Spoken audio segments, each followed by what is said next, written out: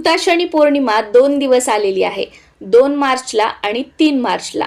त्याचबरोबर हुताशनी पौर्णिमेला चंद्रग्रहण सुद्धा आलेलं आहे. हे चंद्रग्रहण या वर्षातील पहिलं चंद्रग्रहण असणार आहे आणि हे चंद्रग्रहण भारतामध्ये सुद्धा दिसणार आहे. त्यामुळे या चंद्रग्रहणाचे सर्व वेदादी नियम आपल्या सर्वांना पाळायचे आहेत.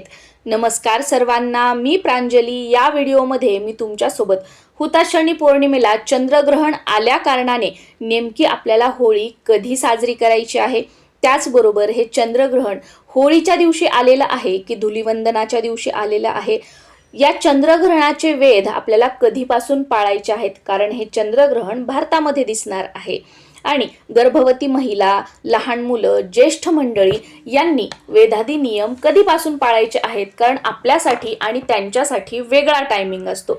त्याचबरोबर चंद्रग्रहणाचा स्पर्श, चंद्रग्रहणाचा मोक्ष आणि ग्रहणाचा पुण्यकाळ सुद्धा मी तुमच्यासोबत शेअर करणार आहे. होळी, धुलिवंदन आणि चंद्रग्रहणाबद्दल संपूर्ण माहिती या एकाच व्हिडिओमध्ये तुम्हाला मिळून जाईल. त्यामुळे व्हिडिओ हा शेवटपर्यंत नक्की बघावा. आणि सर्वात महत्त्वाचं, चंद्रग्रहण काळामध्ये आपल्याला कोणकोणत्या सेवा करायच्या आहेत हे सुद्धा याच व्हिडिओमध्ये मी तुमच्यासोबत शेअर करणार आहे.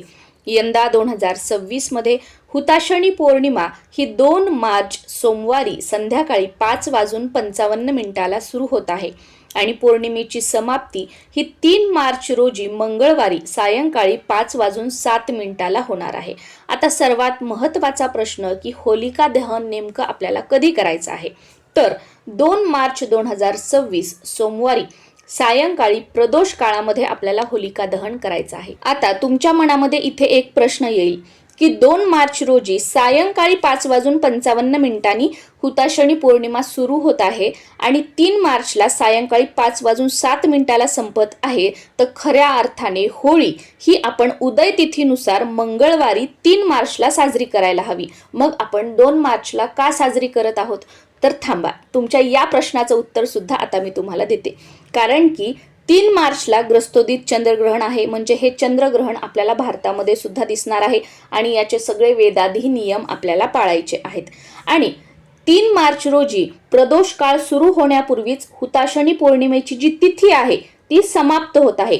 म्हणून धर्मसिंधू या ग्रंथातील वचनांनुसार होलिका दहन हे आपल्याला 2 मार्च रोजी सोमवारी प्रदोष काळामध्ये करायचं आहे. त्यामुळे चंद्रग्रहणाचा होलिका दहनासाठी कोणताही अडथळा येणार नाही, कारण चंद्रग्रहण जे आहे ते 3 मार्च रोजी मंगळवारी असणार आहे आणि याच दिवशी धुलिवंदन आहे, म्हणजे धुलिवंदनाच्या दिवशीच चंद्रग्रहण आलेलं आहे. होळीचा आणि चंद्रग्रहणाचा काहीही संबंध नाहीये. हे चंद्रग्रहण भारतात दिसणार आहे, त्यामुळे आपल्याला या ग्रहणाचे सगळे वेदादी नियम सुद्धा पाळायचे आहेत. हे चंद्रग्रहण 3 मार्चला दुपारी 3:20 सुरू होईल आणि 3 मार्च रोजीच संध्याकाळी 6:46 हे चंद्रग्रहण संपणार आहे. हे चंद्रग्रहण या वर्षातील 2026 मधील पहिलं चंद्रग्रहण असणार आहे. चंद्रग्रहणाचा सूतक काळ हा ग्रहणाच्या 9 तास आधीपासून सुरू होत असतो. त्यामुळे 3 तारखेला सकाळी सूर्य उदयापासून ते संध्याकाळी 6:48 पर्यंत या चंद्रग्रहणाचे वेदाधी नियम आपल्याला पाळायचे आहेत. आता गर्भवती महिला, वृद्ध मंडळी आणि लहान मुलांसाठी सूर्य उदयापासून हे नियम पाळण्याची गरज नाही. तुमच्यासाठी वेगळा टायमिंग आहे, तो सुद्धा आता पुढे मी तुमच्यासोबत शेअर करणार आहे. पण सर्वात महत्त्वाचं, ज्या गर्भवती महिला आहेत, लहान मुलं आहेत किंवा वृद्ध मंडळी आहेत, तुमची काही ट्रीटमेंट सुरू असेल तर डॉक्टरांचा सल्ला घ्या. तुमच्या ज्या काही गोळ्या आहेत त्याचे जे काही टायमिंग्स आहेत ते पाळण्याचा प्रयत्न करा. सर्वप्रथम तब्येतीची काळजी घ्या आणि त्यानंतर चंद्रग्रहण, वेदादी नियम या सगळ्या फंद्यामध्ये तुम्ही पडू शकता. डॉक्टरांनी तुम्हाला कोणतेही प्रिकॉशन्स घ्यायला सांगितलेले नाहीयेत, तुम्ही एकदम हेल्दी आहात. तर अशा वेळी या ग्रहण काळामध्ये गर्भवती महिलांनी एका जागेवर बसायचं आहे. तुम्ही रिलॅक्स होऊन बसा, असं काही नाही की मांडीच घालून बसा, उठूनच बसा. आपल्या घरातील जी मोठी मंडळी सांगतात, जसं की मला सुद्धा बघा, माझ्या सासूबाई असतील किंवा आजे सासू असतील, आजी असेल, आई असेल, काकू असेल, मावशी असेल, त्यांनी ज्या गोष्टी सांगितल्या होत्या पाळण्यासाठी ग्रहण काळामध्ये, त्याच मी तुमच्यासोबत शेअर करत आहे. रिलॅक्स आपण बसू शकतो. बाथरूमला जायचं आहे, टॉयलेटला जायचं आहे, फक्त ग्रहण काळामध्ये आपले बोटं मोडायचे नाहीयेत, चाकूने, विळीने काही चिरायचं नाहीये. कात्रीने काहीही कापायचं नाहीये, पायाची आडी घालून बसायचं नाहीये किंवा कोणाची वेणी घालायची नाहीये, आपण स्वतः आपली वेणी घालायची नाहीये, केस विंचरायचे नाहीयेत, ग्रहण बघायचं नाहीये, झोपायचं नाहीये, या गोष्टी करायच्या. बाकी आपण घरामध्ये चक्रा मारू शकतो, फिरू शकतो, रिलॅक्स बसू शकतो. तुम्ही बेडवर बसा, सोफ्यावर बसा, चेअरवर बसा. त्यानंतर या ग्रहण काळामध्ये तुम्हाला जे म्युझिक आवडतं ती गाणी तुम्ही ऐकू शकता किंवा जे स्तोत्र मंत्र तुम्हाला ऐकायला आवडतात ते स्तोत्र मंत्र तुम्ही मोबाईलवरती ऐकू शकता किंवा जे स्तोत्र मंत्र तुम्हाला पाठ आहेत म्हणता येतात ते तुम्ही म्हणू शकता किंवा तुमच्याकडे एखादं छानसं पुस्तक असेल तर ते तुम्ही वाचू शकता किंवा एखादा ग्रंथ असेल तर तो सुद्धा या ग्रहण काळामध्ये तुम्ही वाचू शकता. आणि हे काहीही शक्य नसेल तर जो कोणता मंत्र तुम्हाला येतो तर पूर्ण ग्रहण काळामध्ये तुम्हाला मंत्र जाप करायचा आहे. आपल्या पोटावर तुम्ही हात ठेवू शकता. पोटावर हात ठेवून किमान स्वतःला ऐकू येईल अशा आवाजामध्ये मंत्र चॅन्टिंग करण्याचा प्रयत्न करा. असं म्हटलं जातं की आपल्या पोटावर हात ठेवून स्वतःला ऐकू येईल अशा आवाजात जर आपण मंत्र स्तोत्र म्हटली तर आपल्या बाळाला सुद्धा त्याचे आशीर्वाद मिळत असतात आणि आपल्या बाळापर्यंत ती सेवा पोहोचत असते. या ग्रस्तोदित चंद्रग्रहणाचा स्पर्श हा 3 मार्च रोजी दुपारी 3:20 सुरू होईल. तो ग्रहणाचा मोक्ष हा 3 मार्च रोजी संध्याकाळी 6:46 असेल.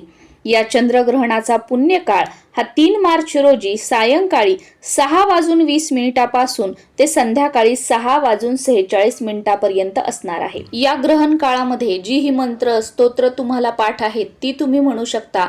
जर तुम्ही गुरुमंत्र घेतलेला असेल तर त्या गुरुमंत्राचा जप सुद्धा तुम्ही या ग्रहण काळामध्ये करू शकता. तुम्हाला जर एखादा मंत्र सिद्ध करायचा असेल तर तोही तुम्ही या ग्रहण काळामध्ये करू शकता किंवा जी मंत्र स्तोत्र तुम्हाला मोबाईलवर ऐकायला आवडतात तर तीही तुम्ही ऐकू शकता किंवा टीव्हीवर मोबाईलवर घरात मंत्र स्तोत्र लावून ठेवा म्हणजे सगळ्यांच्याच ती कानी पडतील आणि आपल्या घरामध्ये मंत्र स्तोत्राचे जे ध्वनी आहेत उच्चार आहेत ते पसरतील आणि त्यामुळे घरातील वातावरण सुद्धा सकारात्मक राहील, प्रसन्न राहील. ग्रहण काळात आपण जे शिजवलेलं अन्न आहे, जे साठवलेलं पाणी आहे त्या सर्वांवर तुळशीपत्र ठेवायचं आहे.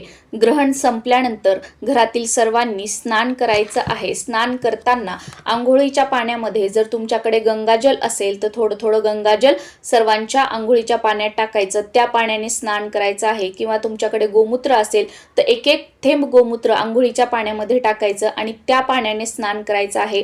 घर झाडून पुसून घ्यायचं आहे, देवपूजा करायची आहे आणि त्यानंतर मग आपण जेवण वगैरे तुम्हाला ज्या काही गोष्टी असतील खायचं प्यायचं असेल त्या आपण करू शकतो. आय होप या व्हिडिओमधून तुम्हाला चंद्रग्रहण आणि होळी संदर्भातील संपूर्ण माहिती मिळालेली असेल.